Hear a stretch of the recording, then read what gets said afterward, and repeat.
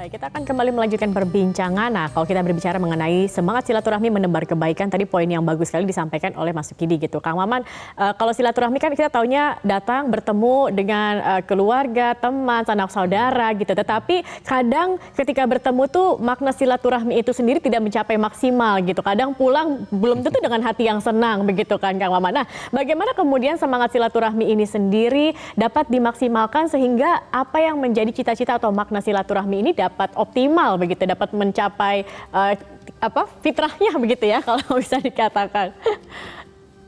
Iya, kata silaturahim itu terdiri dari dua, silah dan rahim. Silaturahim artinya menyambungkan nilai kasih sayang.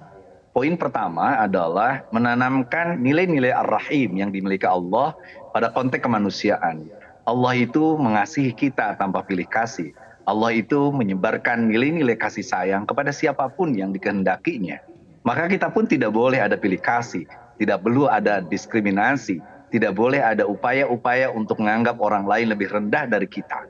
Maka orang yang bersilaturahim jangan melihat status sosial, jangan juga ada orang yang flexing, pamer dan lain sebagainya. Nah yang kedua, silaturahim itu menyebarkan nilai-nilai ketuhanan itu kepada seluruh manusia yang ada. Sehingga dalam bahasa Rasulullah SAW, irhamu man fil ard yarhamkum man fis sama.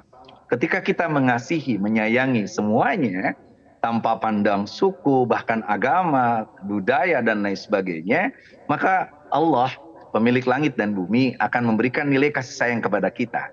Nah kalau ada orang yang silaturahim, tapi masih ada niat-niat yang tidak sesuai dengan rahimnya Allah Subhanahu Wa Taala, biasanya dia gerundel sendiri. Misalnya habis silaturahim dia merasa kok aku kecil banget, nggak HP-ku jadul, rumahku tidak terlalu bagus, jabatanku tidak terlalu sukses. Nah dia belum memaknai silaturahmi itu pada konteks betapa Allah akan mengasihi siapapun di antara kita. Karena kita diukur bukan dari kesuksesan bersifat lahiriah, tetapi apa yang disebut dengan gina nafs, kekayaan jiwa yang dimiliki oleh orang yang ketika itu bersilaturahim. Begitu pula ketika silaturahim itu tiba-tiba hanya dimaknai dengan kelompok-kelompok tertentu, lalu tidak dilanjutkan oleh silatul fikri dan silatul amal.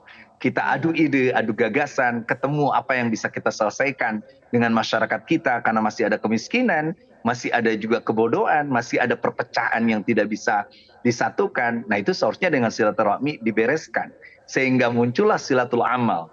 Ada konstruksi dari umat ini untuk saling menutup aib, saling menutup kekurangan, lalu membangun sebuah pondasi kalbunyanul marsus, sebuah bangunan yang kokoh berlandaskan atas nilai-nilai ketuhanan.